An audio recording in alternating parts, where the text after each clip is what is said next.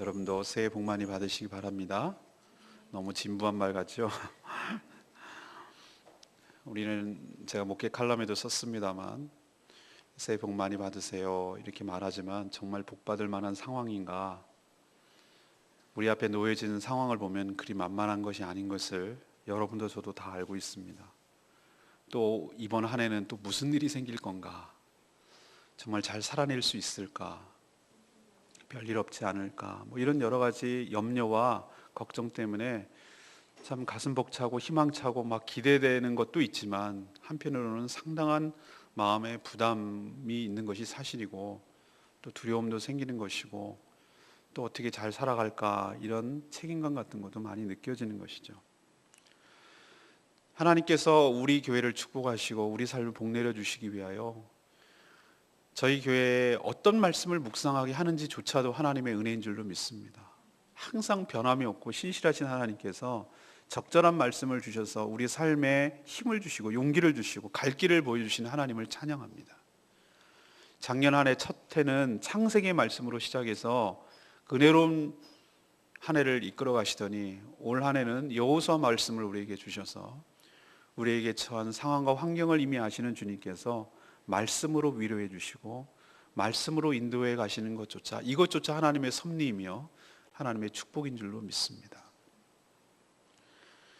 여호수아에 우리가 지금 1장, 2장을 지금 묵상하고 있지만 오늘은 1장을 근거로 말씀을 드리려고 하는데요. 여호수아 입장에서 한번 제가 봤습니다.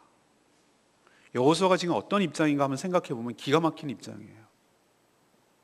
여러분은 그냥 그저 일어나라 가자 이렇게 되니까 이 사람이 굉장히 쉽게 하는 것처럼 보이지만 우리가 그 사람 속으로 한번 들어가서 이 상황과 지금 전개되는 상황을 한번 생각해 보자 이 말이죠. 자기가 섬겼던 모세가 죽었어요. 여러분 모세가 그냥 모세가 죽었어요 이렇게 말할 부분입니까? 이스라엘 백성에 있어서의 모세는 이건 지도자 이상의 의미예요. 하나님을 대리하는 사람이었습니다. 그 불가능했던 출애굽 절대 왕권을 가지고 있던 바로 왕과 맞서서 10가지 재앙을 물론 하나님께서 하셨지만 그것을 일으키고 6월절 어린 양 사건을 통해서 이스라엘 백성들을 인도해내고 홍해를 마른 땅처럼 건너게 하고 40년 동안 그렇게 패여간 백성들을 정말 하나님의 사랑으로 하나님의 간절한 중보로 그들을 인도해낸 그 모세가 지금 죽었단 말이에요. 우리가 아버님이 돌아가시는 걸 천붕이라고 그래요. 천붕. 하늘이 무너졌다는, 붕괴됐다는 거예요. 물론 하나님을 이들이 신뢰하고 있습니다만 보이는 지도자 모세가 사라졌다는 것은 이들에게 구심점을 이룬 것이고 아버지가 죽은 이상의 충격이에요. 패닉 상태예요. 그러면 지금 뭔가 좀 다 이뤄놓고 평안하고 안정됐냐? 삶이 아니요. 전혀 그렇지 않잖아요. 이제 시작도 안 했어요. 요단강 지금 동편에 지금 다 진영이 모압 평지에서 있는 상황인데 본격적인 진입을 해서 요단을 건너서 요단 서편에 있는 가나안 땅을 지금 차지해야 되는 직전에 지금 상황에 놓여 있습니다. 저들이 지금 호락호락 그 땅을 내줍니까? 그 땅을 내준다는 것은 자기를 죽는다는 걸 의미하고 자기가 없어지는 것을 말하는 것인데 그들 가나안 7부족들이 아유 가져가세요, 나 죽여주시고 가져가세요 이렇게 말할 겁니까? 절대 그렇지 않죠. 죽기 살기로 덤비겠죠. 이런 정복 전쟁을 끌어안고 가야 되는 지금 시행해야 되는 그런 지금 상황에 놓여 있어요. 자기도 경험해서 알지만 이 이스라엘 백성이 어떤 족속인지 잘 알잖아요.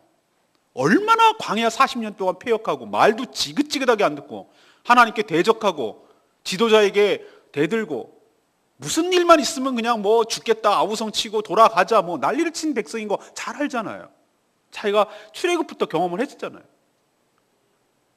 어린들까지 노약자들까지 어른들까지 전부 다 포함하면 약 200만 명의 눈이 자기 하나를 지금 쳐다보고 있어요. 여러분 여호수아의 부담감을 느끼시겠어요? 그 느낌이 옵니까? 이거는 엄청 그 무게감 때문에 사람이 지쳐 죽을 것 같아요. 그 압박감 때문에. 지도자란 이런 것입니다. 저는 이 여호수아가 처한 입장과 우리가 올 한 해 처한 입장이 남다르지 않을 거라고 생각합니다. 개구리는 돌 던지면 장난인 게 아니라 그냥 죽음이잖아요. 남들이 보면 그뭘 그러냐고 연세 많이 드시고 산전수전 다 겪은 분들은 살다 본 거 별거 아니라고 말하지만 우린 그렇게 말할 수가 없어요. 당사자인 자기는 이게 너무 힘든 문제거든. 죽고 사는 문제고 이게 정말로 너무 버거워요. 나한테는 정말 살기 힘들어요. 저는 며칠 전에 그 국제시장이라는 영화를 같이 우리 성도님들과 지금 연초에 같이 봤는데 그거 정말 울리고 웃는다고 그래서 정말 그렇더라고요. 근데 저는 어느 대목에서 이렇게 눈물이 확 쏟아졌냐면은 그 황정민 씨가 뭐라고 그러냐면은 이런 대답을 해요. 아버지, 저 참 힘들게 살았습니다. 그렇게 얘기하는데 그게 참 그렇더라고요, 마음이. 왜 그러냐면은 저 시대만 저런 게 아니라 모든 아버지는 다 그래요. 가장으로서의 책임감을 느끼고 내 가족들을 책임져야 되고 이것을 끌어가기 하기 때문에 희생해야 되고 그것을 감수해야 되는 그 말할 수 없는 부담감과 책임감 때문에 그 삶의 무게가 보통이 아니에요. 근데 자기 아버지한테는 그런 넋두리를 할 수 있잖아요. 아버지 너무 힘들게 살았다고, 너무 힘듭니다 이러잖아요. 우리가 처한 환경도 저는 남다르지 않다고 생각해요. 아마 만만치 않게 올해도 도전해 올 겁니다. 그리고 수많은 지뢰와 난관들이 있고 함정들이 있고 갑자기 푹 꺼지는 싱크홀 같은 상황도 우리 삶에 앞으로 전개될 것이고 이건 뭐지? 이런 듣도 보도 못한 환난과 어려움이 우리 삶에 놓여 있을지 우리는 아무도 몰라요. 마치 저거는 하기는 해야 되겠는데 가나안 땅을 건너서 저 요단강을 건너서 차지는 해야 된다는 건 당면 과제인데 이걸 어떻게 해야 될지는 막연한 이런 부담감, 이런 두려움, 이 불투명한 미래, 이들을 끌고 가야 되는 책임감, 그리고 그냥 순순히 내주는 것이 아니라 이것을 싸우다시피 해가지고 차지해야 되는 이 팍팍한 삶, 이런 것이 여호수아나 우리와 진배가 없고 비슷하다는 얘기예요. 그래서 오늘 말씀을 통해서 올 한 해 2015년도를 살아가는 여러분, 여호수아와 같은 비슷한 상황과 입장에 놓인 여러분들이 오늘 하나님의 말씀을 듣고 우리가 어떻게 살아야 될지, 어떤 하나님의 음성이 우리 삶 가운데 들려지는지, 하나님께서 주의 종을 통해서 그런 비슷한 상황에 처해 있는 여러분들에게 무슨 말씀을 하시는지 귀담아 들으시고 그 말씀 붙드시고 2015년도 승리하는 한 해 되시기를 간절히 축원합니다. 먼저 우리가 하나님의 음성을 첫 번째로 하나님이 들려주시는데 하나님의 약속을 신뢰하라고 말씀하세요. 하나님의 약속을 신뢰하라고. 하나님께서 2절에 뭐라고 그러십니까? 1절에 여호와의 종 모세가 죽은 후에 여호와께서 모세의 수종자 눈의 아들 여호수아에게 말씀하셨어요. 내 종 모세가 죽었으니 이제 너는 이 모든 백성들과 더불어 일어나라고 그랬어요. 저는 1절, 2절을 묵상하는데 무슨 말씀이 드냐 하면은 우리가 하나님을 찾아서 이 어려운 상황을 얘기하는 경우도 있죠. 기도를 통해서. 그런데 하나님께서 우리가 처한 상황을 누구보다도 잘 아시는 줄로 믿습니다. 그리고 그 상황에 처한 우리들을 친히 찾아오셔서 말씀하시는 하나님이신 줄로 믿습니다. 이 말씀이 얼마나 저에게 위로가 되는지 몰라요. 올 한 해 2015년도 만만치 않은 목회 현장과 어떻게 전개될지 불투명한 아무것도 보장된 것이 없지만 연약한 나를 찾아오셔서 성도들 앞에서는 강한 척하지만 사실은 굉장히 두려움에 떨고 있고 상당한 부담감 가운데 하나님 앞에 부들부들 떨고 하나님께 기도하고 있는 나를 아시고 찾아오셔서 친히 말씀하시고 위로하시고 내가 너 상황을 안다. 모세 죽은 거 내가 알지.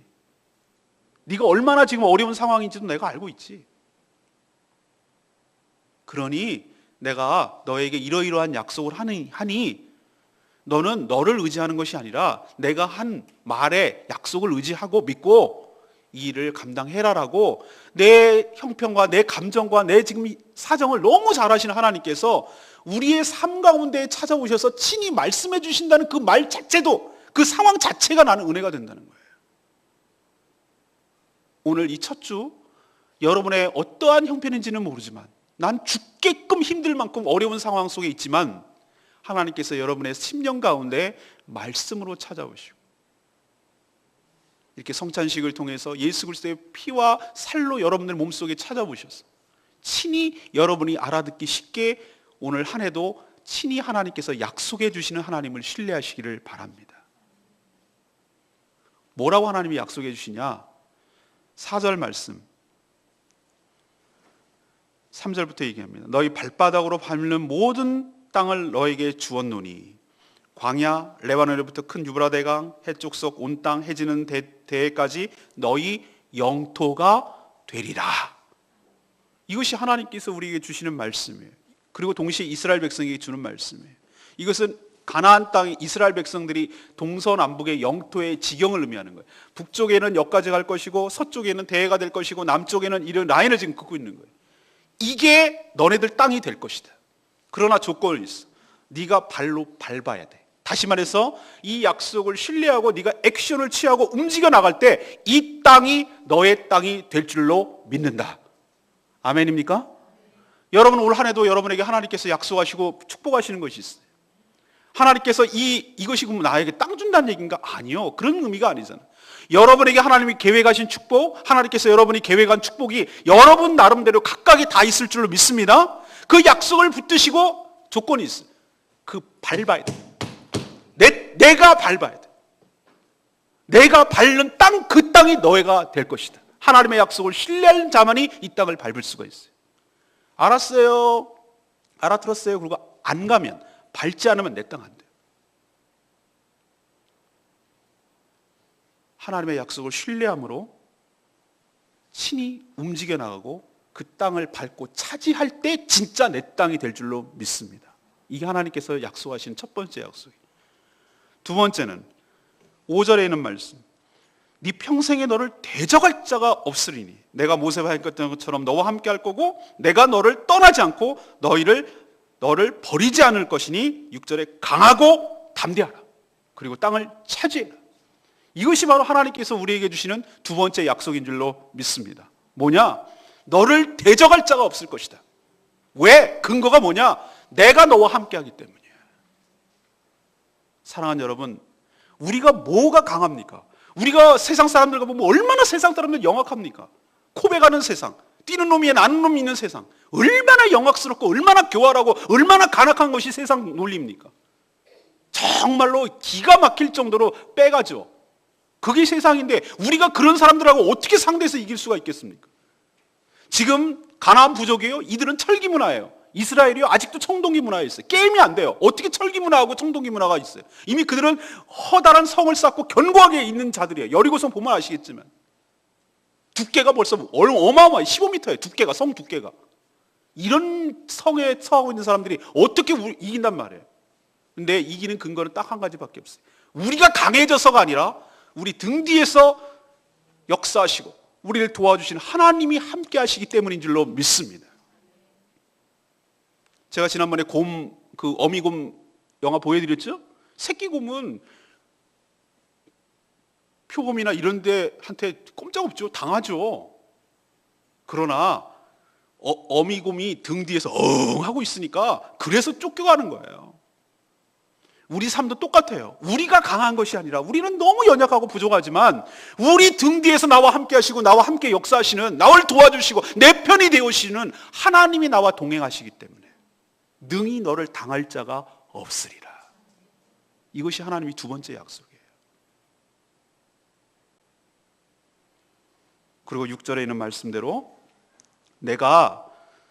너는 내가 그들의 조상에게 맹세하여 그들에게 주리라 한 땅을 이 백성에게 차지하게 하라. 이렇게 약속했어요. 이게 무슨 약속이죠? 하나님은 자신의 한 말에 대해서 책임진다는 뜻이에요. 지금 여호수아와 자기 조상들 아브라함과 약속한 갭은 무려 500년이에요. 500년 동안에 갈대아 우르에 있는 아브라함을 택하셔서 너는 본토와 아비와 친척집을 떠나라고. 우리 작년 이맘때 묵상한 게 그 내용이에요. 그럼 내가 너를 큰 민족의 조상이 되게 하리라. 이 땅을 너희에게 주리라 한 것이 500년 갭이에요. 우리는 1년 전 약속도 까먹고 잊어버리고 내가 한 말도 책임 못 지는 게 인간이에요. 그런데 하나님은 그렇지 않아요. 하나님은 옛날에 계획한 대로 옛날에 한 말이라 할지라도 우리는 엄청난 갭이 있지만 하나님은 자신이 하신 약속을 기억하시고 그것을 꼭 기억했다가 우리 삶에 적용하시고 그 말씀대로 그 약속대로 하나님께서 행하시는 하나님이신 줄로 믿습니다. 그렇기 때문에 우리가 하나님을 신뢰할 수가 있어요. 하나님의 약속을 신뢰할 수가 있어요. 하나님의 말씀을 신뢰할 수 있는 이유가 바로 그거예요. 왜? 하나님은 한 말대로 책임을 지시니까. 한 해 동안 쏟아지는 수많은 하나님의 약속들, 말씀을 통해서 주의 종의 입술을 통해서 선포되는 수많은 약속들이 그냥 공중에서 무산되고 터져버리고 아무것도 아닌 것이 아니라 그 약속이 우리 삶 가운데 이렇게 여호와께서 분명히 여호수아에게 말씀하듯이 우리에게 똑같이 적용하고 똑같이 우리에게 주시는 약속의 말씀이 실현되기 때문에 우리가 하나님을 신뢰할 수 있는 줄로 믿습니다. 그러니 결론은 강하고 담대하라. 너희 앞에 펼쳐질 수많은 난관들이 있을 것이지만 두려워하지 마. 내가 너와 함께하는 세 가지 약속을 너에게 줄 것이니 이 약속을 붙들으라는 얘기예요. 붙들고 믿음을 가지고 약속대로 반드시 행할 것이니 그 하나님은 너가 믿을 만한 분이니 그 하나님을 신뢰하는 마음으로 올 한 해도 나와 함께 가자는 거예요. 사랑하는 여러분, 주님과 동행해서 2015년도 승리하시는 복된 한 해 되시기를 간절히 축원합니다. 두 번째는 무엇입니까? 우리가 어떻게 이 두려움을 이겨낼 수가 있겠어요? 하나님의 명령에 순종할 때, 그때 이것을 얻을 수가 있어요. 하나님의 명령은 뭡니까? 7절에 나오죠. 너는 오직 강하고 극히 담대해서 나의 종 내게 모세에게 명령한 대로 그 율법을 다 지켜 행하고 우로나 좌로나 치우치지 말아라. 그리하면 어디로 가든지 형통하리니. 하나님께서 뭐라고 말씀하십니까? 뭐라고 전쟁 준비를 하라고 그러시죠? 우리가 생각할 때 어떻게 합니까? 너는 가나안 땅에 있는 저 만만치 않은 것들을 대적해야 되니 지금부터 군사훈련을 열심히 하거라. 무기를, 첨단 무기를 만들고 뭐 이렇게 하라고 이렇게 말씀하시던가요? 천만의 말씀. 우리가 생각하기에는 세상 사람들과 전혀 다른 방법으로 하나님께서 대비하시고 명령하세요. 그것은 뭐라고 그러냐면 명령한 그 율법을 좌로나 우로나 치우치지 말고 다 지켜 행하라는 거예요. 이게 승리의 비결이라는 거예요. 근데 여러분, 율법을 갖다가 굉장히 좁은 의미로 해석하는 경향이 너무너무 강해요. 율법 그러면은 뭔가 생활의 규칙, 나를 옥죄게 하고, 예를 들면 안식일을 지켜라, 뭐 고기는 뭐 먹지 마라, 뭐 하라, 이런 것을 자꾸 잡다한 나의 삶을 올가매는 규칙으로 생각하는데 천만의 말씀. 우리는 율법이라고, 토라라고 여기서 말하는 이 율법의 개념은 좁은 그런 의미가 아니라 창세기, 출애굽기, 레위기, 민수기, 신명기, 이 모세오기 전체가 다 율법인데 창세기가 뭐뭐 해라 무슨 규칙이 나와 있습니까? 아니요. 창세기 보면은 어떻게 하나님께서 천지 만물을 창조하셨는지, 그리고 창조한 의도가 무엇인지, 또 이스라엘 백성들을 왜 한 사람으로부터 출발해서 이렇게 거대한 민족을 만들어냈는지, 제사장 나라로 삼고 모든 나라를 구원하기 위한 하나님의 비전이 이 율법에 담겨 있는 줄로 믿습니다. 너희가 율법을 지키라, 율법을 잊어버리지 말라고 말하는 것은 무슨 세세한 세부 규칙, 생활 규칙을 지키라는 얘기가 아니라 너를 향한 하나님의 비전, 너를 향한 하나님의 목적을 잊어버리지 말라는 것이, 이 땅의 모든 주인이 누군지를 잊어버리지 말라는 것이, 너를 향한 하나님의 계획이 뭐고, 너를 향한 하나님의 목적이 뭐고, 너를 어떻게 생각하고 있는지 하나님의 비전과 계획을, 사명을, 이스라엘의 역사이자 곧 하나님의 역사인 이것들을 잊어버리지 말라는 뜻이에요. 그리고 그 말씀대로 행하라는 거예요. 다시 말해서 그 비전을 공유하며 그 비전에 온전히 순종하고 주님과 함께 더불어 이거 뜻을 이루는데 한시도 잃어버리지 말란 뜻으로 말하는 그런 의미예요. 우리가 한 해를 성공할 수 있는 비결은 딱 하나예요. 하나님의 명령을 따라야 되는데 그 명령은 뭐냐? 나를 향한 하나님의 비전, 나를 향한 하나님의 뜻이 이 말씀 속에 들어있기 때문에 우리가 말씀을 묵상하고 말씀을 그대로 순종할 때 올 한 해 반드시 승리하게 될 줄로 믿습니다. 말씀으로 승리하게 되고 우리 삶 가운데 좌로나 우로나 치우치지 않는 것이고, 그리고 말씀을 다 지켜 행하라고 하신 7절의 말씀처럼 내가 입맛에 맞는 것만 취사 선택하는 것이 아니라 다 지켜 행하라고 하는 말씀처럼 내가 거북스럽고 내가 부담스럽고 내가 하기 힘든 것이라 할지라도 그 말씀에 온전히 승복하여 그 말씀에 온전히 따를 때 하나님께서 우리에게 복을 주실 줄로 믿습니다. 제 설교 스타일 여러분 아시죠?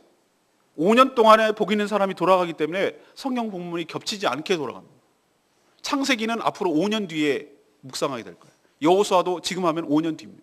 성경 전체를 다 훑고 지나가도록 그렇게 편집을 해요. 제 설교 스타일도 매일 그 말씀대로 가고, 그 주간에 있었던 말씀 중에서 은혜로운 말씀을 다시 한번 나누는 것. 그렇게 하는 이유가 무엇입니까? 내가 입맛에 맞는 것을 하지 않으려고. 목회자의 큰 딜레마와 위험성이 뭐냐면은 자기가 하고 싶은 얘기를 취사 선택했어. 오늘 주일은 이 본문, 내일 주일은 다음 주일은 뭐 본문 이렇게 해서 하나님 말씀을 빙자해서 자기 얘기를 하는 것이기 때문에 위험성이 있는 것이에요. 그러나 저는 철저하게 그 순서조차도 어느 것을 하나님 말씀하는 것조차도 하나님의 뜻에, 하나님의 주권에, 하나님의 섭리에 달려있는 줄로 믿습니다. 저는 온전히 할 테니 하나님 저에게 주시고자 하시는 말씀, 우리 교회 공동체에게 주시고자 하는 말씀을 전파하게 하여 주시옵소서. 이거에 순종하는 것이에요. 왜? 이것 다 지켜 행하라는 이 말씀에 제가 순종하기 때문에. 요거는 하고 요거는 하기 싫고 요거는 하고 입맛 따라서 하나님 복 주실 겁니다. 아멘! 이걸 해라 그럽니다. 싫어요. 이거 아니고 어떤 말씀이 됐든 간에 하나님께서 우리에게 주시는 명령인 줄 알고 온전히 지켜 행하기를 원합니다. 그런 마음으로 순종할 때 그것이 진정한 순종이 되는 것이에요. 좌로나 우로나 치우치지 말라는 말이 무슨 말인지 아십니까? 균형과 밸런스가 깨지지 말라는 것이죠. 하나님께서 우리에게 요구하시는 것은 공의와 정의의 하나님, 동시에 사랑과 자비의 하나님, 이 양대 축을 갖다가 균형이 깨지면 안 돼. 공의를 살리려다가 사랑이 죽어버리고 사랑을 살리려다가 공의가 깨지는 일이 없어야 된다는 거예요. 이 두 가지를 균형을 가지고 함께 가야 되는 거예요. 양대 축으로 하나님의 놀라운 두 가지 성품이시니까. 하나도 손상받으면 안 돼. 치우치는 순간 한쪽이 깨져요. 좌로나 우로나 치우치지 말라. 극단적으로 생각하고 극단적으로 적용하고 하지 말라.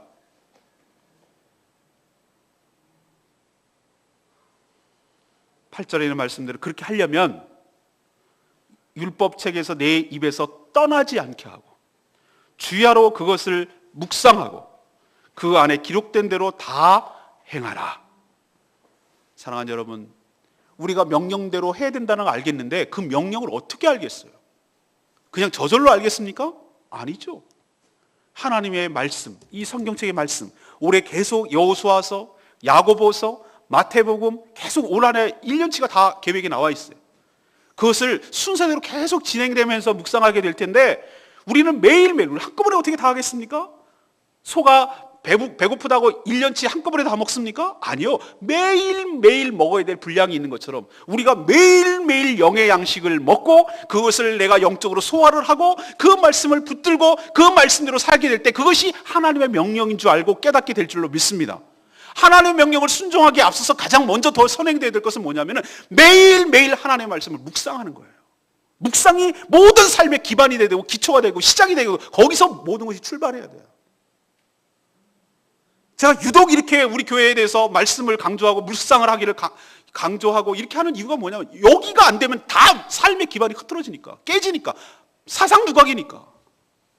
그리고 영적인 호흡을 같이 타야 돼요. 우리 성도들이 같은 본문을 가지고 같이 묵상하고 할 때 같은 은혜를 쏟아붓고 같은 생각을 가지고 같은 방향으로 하나님께 나갈 수 있기 때문에 그래서 같이 하기를 원하는 거예요. 그래서 매일매일 그렇게 하고 홈페이지에다 올리고 함께 나누기를 원하고 그것을 삶의 큐티 나눔을 통해서 같이 삶을 나누고 그렇게 하는 이유가 거기에 있어요. 왜? 주야로 떠나지 않게 하고 입술에서 떠나지 않게 하고 그 말씀을 되씹어보고 곱씹어보고 늘 그 말씀을 생각하게 하는 게 묵상인데 읊조리게 한다는 뜻인데 그것을 늘 말씀을 오늘 하늘 주시는 말씀을 가지고 생각하게 하는 것이 바로 하나님의 명령을 깨닫는 것이고 그렇게 깨닫게 될 때 비로소 그 명령에 순종할 때 이 모든 축복이 우리에게 따라오는 것이기 때문에 묵상이 전제돼야 돼요.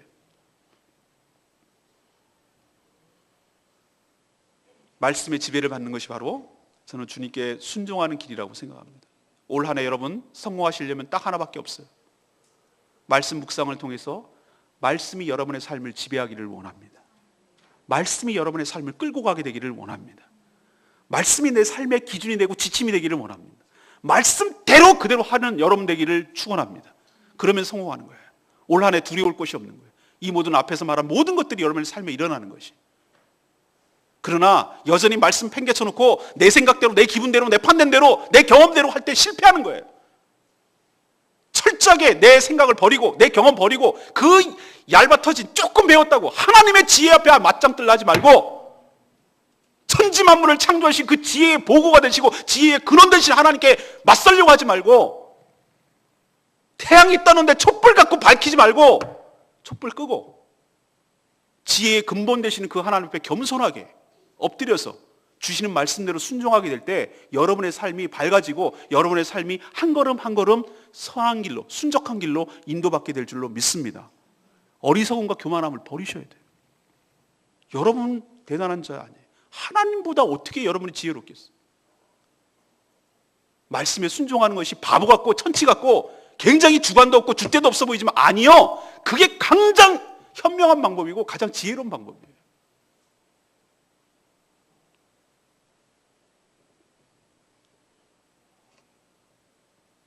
(10절에는) 말씀 읽지는 않았지만 이에 여호수아가 그 백성들의 관리들에게 명하여 이르기를. 저는 이 말씀에 지난주 토요일 날 묵상했습니다만 지체 없는 즉각적인 순종을 한 것이 여호수아의 강점이라고 생각했어요. 이 말씀을 딱 듣자마자 여호수아는 예스 하고 자기 백성들의 관리들에게 3일 내에 요단강을 건너갈 거니 양식을 준비하고 해라 라고 즉각적으로 순종했어요. 망설이는 거예요? 이리저리 재는 거예요? 저는 불순종이라고 생각하고 믿음 없는 것입니다. 불신입니다. 왜? 자기 생각을 거기다 개입해보고 이게 맞는지 안 맞는지 자기 생각의 틀에 놓고 하나님 말씀을 스크린하겠다는 뜻입니다. 사랑하는 여러분, 올 한 해 내 생각 내 판단 내려놓고 망설이지 말고 하나님 앞에 온전히 순종하셔서 이런 놀라운 은혜를 누리게 되기를 간절히 바랍니다. 하나님의 약속을 믿고 명령에 순종할 때 어떤 축복이 옵니까? 8절의 말씀대로 여러분의 삶이 평탄하게 될 것이고 여러분의 삶이 형통하게 될 줄로 믿습니다. 이게 명령에 순종했을 때 오는 축복이에요. 평탄하고 형통한 거. 마지막으로 요거 말씀만 하고 마치려고 합니다. 여러분은 오늘 묵상은 안 했습니다만 11절에서 18절까지는 뭔지 아십니까? 11절에 보니까 여호수아가 그 백성에게 명령하여 그랬어요. 여호수아가 명령한 사람은 한 사람이 아니라 그 백성, 다시 말해서 이스라엘 백성에게 명령한 줄로 믿습니다.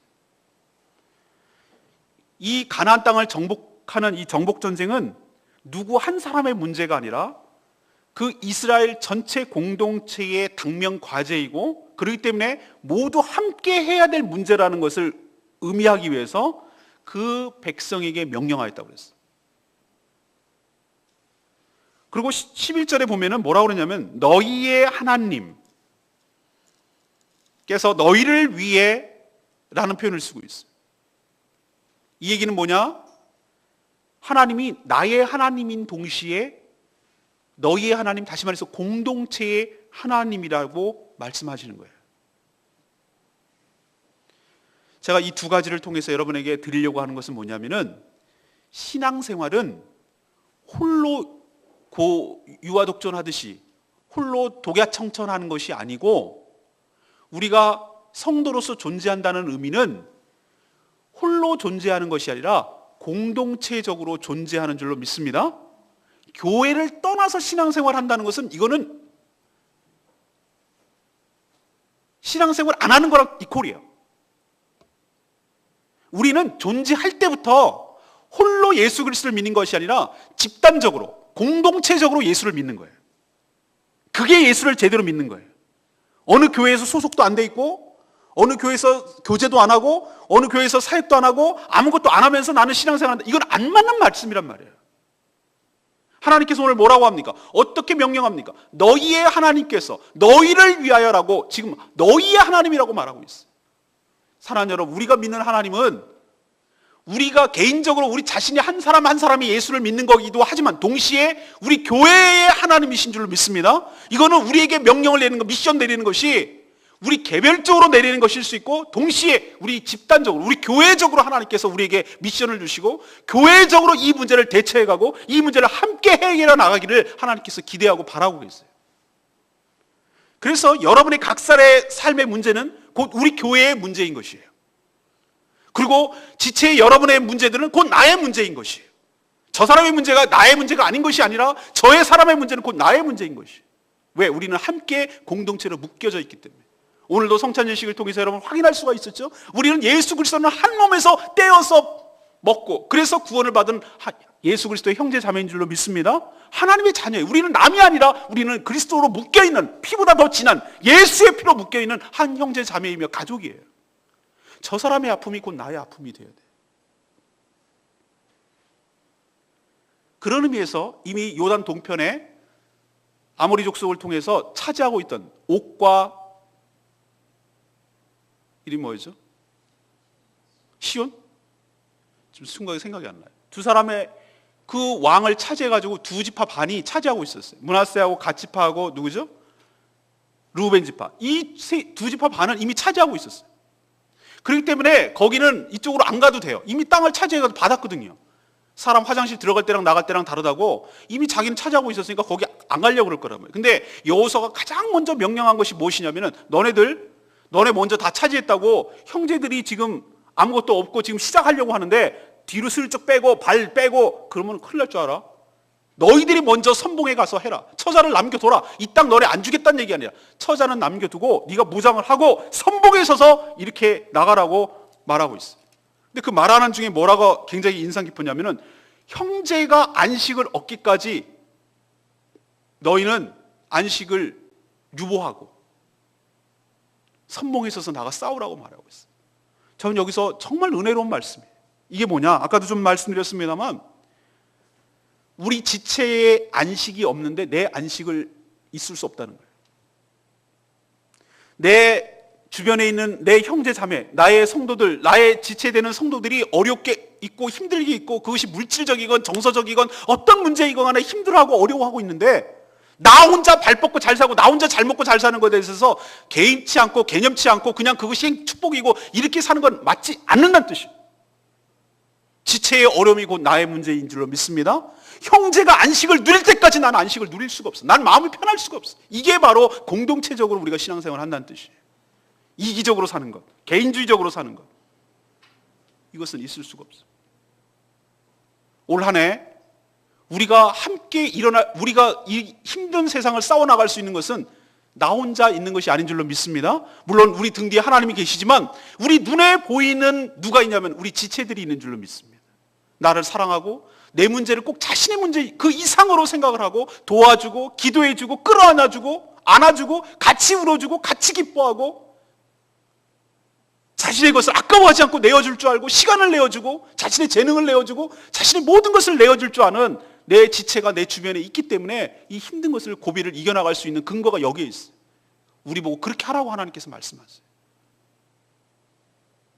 이렇게 여호수아가 명령하자 말을 안 들어버리면 교회가 왕창 깨질 수가 있는데 공동체가 이 두 지파 반이 하나님께서 당신을 세우셨사오니 모세 다음으로 세우셨사니 우리가 당신의 명령에 전적으로 순종하리이다. 어디로 보내시든지 뭘 하라고 하든지 간에 저희가 따르겠습니다. 만약에 그렇게 따르지 않는 자면 죽어 마땅할 줄로 압니다. 라고 충성을 맹세해요. 이게요 정말 여호수아 입장에서 얼마나 고마운 줄 아세요? 그리고 하나님 입장에서 얼마나 감사한 일인 줄 아세요? 이렇게 폐역하고 말 안 듣고 그러던 백성이 모세보다 별 일 없다고 야 모세만 한 거 네가 뭘 할 줄 안다고 이런 식으로 나갔다면 이 공동체는 와야 되고 가나안 땅은 못 들어가요. 근데 하나님께서 세운 리더십, 하나님께서 세운 권위에 전적으로 순종하니 이제야말로 가나안 땅을 정복할 준비가 갖춰진 줄로 믿습니다. 사랑하는 여러분, 교회에도 리더십이 있어요. 목회자인 저가 있죠. 제가 여러분보다 어떤 면에서는 부족한 것이 훨씬 더 많아요. 인생의 경험도 그럴 수 있고 배운 것도 그럴 수 있고 성품도 그럴 수 있고 여러 가지 못하는 것이 한틈 많아요. 제가 생각해도 잘 알아요. 제가 얼마나 많이 부족한. 제가 여러분 정말 세상적으로 탁월하고 저 사람이 존경할 만하고 저 사람이 대단해서 저의 리더십에 순종하는 거 아니에요. 이유는 딱 한 가지. 저를 하나님이 세웠기 때문에. 이 교회를 책임지고 이 엄청난 부담감을 끌어안고 가나안 땅이라는 정복전쟁, 다시 말해서 제주 복음화를 위해서 이것을 사용하라고 하는 하나님의 거대한 명령 앞에 이것을 수행해야 되는 자로 리더로 세웠으니 그 하나님의 뜻에 하나님이 세운 그 권위에 순종하는 마음으로 순종할 때 하나님의 축복과 은혜가 있게 될 줄로 믿습니다. 네가 뭔데? 라고 말하면은 당장은 내가 잘난 척을 보이지만 공동체 전체가 와야 되고 무너질 때 하나님의 뜻은 무너지고 하나님께서 그 공동체를 통해서 주시는 축복도 끊어지고 그렇기 때문에 이 교회가 건강한 교회로 나가기 위해서는 일사불란하게 한 방향으로 나가기 위해서는 온전히 여러분에게 세워질 리더십과 또 여러분 또 집사님들 세워놓고 여러 가지 부장도 세워놓고 세웠잖아요. 그 리더십에 온전히 순종하고 함께 이 모든 일들을 해나갈 때 하나님께서 놀라운 은혜와 축복을 올 한 해도 주실 줄로 믿습니다. 여러분 개인주의적인 그리고 이기주의적인 신앙태도 버리셔야 돼요. 따로국밥, 도토리 이런 거 안 돼요. 어떤 일이든지 관심을 가지셔야 되고 교회 일에 관여하셔야 되고 참여하셔야 되고 동참하셔야 되고 관심을 가지셔야 되고 함께 기도해야 돼요. 그럴 때 비로소 여러분 삶에도 축복이 있어요. 그것이 내가 뭐 일방적으로 교회 일을 희생하고 왜 성도들 위해서 희생을 하느냐? 아니요. 그게 여러분을 위한 거예요. 2015년도 하나님께서 계획한 가나안 땅이라는 엄청난 축복이 여러분에게 준비되어 있는 줄 믿습니다. 그러니 믿음을 가지고 강하고 담대하게 이 일들을 해나가시기 바랍니다. 오늘 세 가지 구체적인 지침을 주고 말씀을 마치려고 합니다. 오늘 주신 말씀처럼 여러 가지 하나님께서 주신 약속을, 그리고 그 약속을 주신 하나님을 전적으로 신뢰하고 아까도 말했지만 즉각적으로 행동으로 옮기시고 순종하셔서 여러분에게 삶에 이 약속이 구체적으로 실현되도록 하나님 은혜를 누리시는 복된 하나 되시기를 바랍니다. 여호수아에게 뭐라고 그랬습니까? 일어나라! 그리고 건너라! 그것을 차지하라! 이렇게 명령한 대로 이것은 전부 다 액션이, 어떤 행동이 드러나는 것이. 여러분 오늘 말씀을 듣고 주저앉아 있지 마시고 오늘 말씀을 알겠어요, 오늘 너무 좋네요 라고 끝내지 마시고 오늘 내가 어떻게 해야 될지, 여러분 여러 가지 약속들이 각자에게 다 쏟아져요. 아 진짜 묵상 제대로 해야 되겠구나, 내가 교회에 소속돼야 되겠구나, 내가 교회에 정말 여러 가지 관여를 해야 되겠구나, 성도를 위해서 구체적으로 중보 기도해야 되겠구나, 무슨 일을 훈련을 받아야 되겠구나, 여러 가지 구체적으로 나에게 쏟아지는 여러 가지 말씀들이 있을 거예요. 그거를 망설이거나 재거나 그러지 마시고 적극적으로 아멘 하고 믿음으로 뛰어들고 즉각적으로 순종할 때 하나님의 축복과 은혜가 즉각적으로 여러분의 삶에 나타나게 될 줄로 믿습니다. 다음 주 정복이 어떻게 전개되는지 그것을 묵상하면 또 한 번 확인할 수가 있습니다. 옮기십시오. 행동으로 망설이지 말고 믿음을 갖고 옮기시라고. 그게 여러분의 축복이 될 줄로 믿습니다. 두 번째, 제가 딴 건 몰라도 이건 또 한 번 강조합니다. 말씀이 생명이니까 말씀 묵상에 목숨 걸라고요. 올 한 해 딴 건 몰라도 이거 하나는 내가 붙들겠다라고 굳은 각오로 하십시오. 제가 이번 18일 날, 1월 18일 날 어느 교회에 초청받아, 푸른 열매 교회인가 제주도 저쪽 있는데 거기 초청을 받았어요. 그분이 이제 열방대를 어떻게 알았는데 저한테 요청한, 목사님 묵상 오래 하셨죠? 예. 저희 교회 오셔서 성도들의 도전과 좀 자극을 주셨으면 올해 저희들이 묵상을 좀 잘하는 우리 성도들이 됐으면 좋겠어요. 그렇게 얘기해달라고. 목사님이 몇 년 동안 해온 거 잘 알고 있대. 예, 맞아요. 제가 목회를 할 때 정말 하나님 은혜를 주신 이유는 딱 한 가지라고 저는 생각해요. 매일매일 끊임없이 묵상을 했기 때문에. PC로 작성했어요. 그냥 이제 끌적끌적 하는 게 아니라 항상 글을 썼어요. 글을 써서 남겼어요. 그 정리가, 글을 쓰면서 정리가 되고 그 남는 것이 얼마나 많아요. 제 평생 동안 모든 성경 본문을 10번, 똑같은 본문을 10번 묵상하는 것이 제 평생 소원이에요. 벌써 어떤 본문을 3번 하고 있어요. 3번째. 근데 이게요, 한두 달은 별 티가 안 나요. 그런데 5년, 6년, 7년, 8년 넘어가니까 이게 어마어마한 자산이 되고 하나님의 축복이 되고 하나님의 은혜가 되더라 이거예요. 이 비결을 우리 성도들과 함께 공유하기를 원합니다. 저희 교회뿐만 아니라 이렇게 초청받아서 그런 교회에 가서도 또 도전을 주고 자극 줘서 우리 모든 제주도에 있는 교회들이 말씀 묵상에 목숨 걸어 말씀 묵상을 통해서 삶을 돌파해 나가고 하나님의 놀라운 은혜와 축복을 누리게 되기를 간절히 바랍니다. 여러분 올 한 해 묵상에 목숨 거세요. 그러면 하나님께서 반드시 여러분의 삶을 축복하시고 은혜 베풀어 주실 줄로 믿습니다. 쓰세요. 읽지 말고 쓰세요. 정리를 하세요. 글로 정리를 하세요. 그래야 여러분께 돼요. 마지막, 이기적이고 개인적이고 냉소적인 신앙 버리세요. 이건 여러분에게 전혀 도움이 안 돼요. 나 혼자? 노! 공동체적으로. 나만 잘 먹으면? 아니요. 함께 더불어 가야 돼요.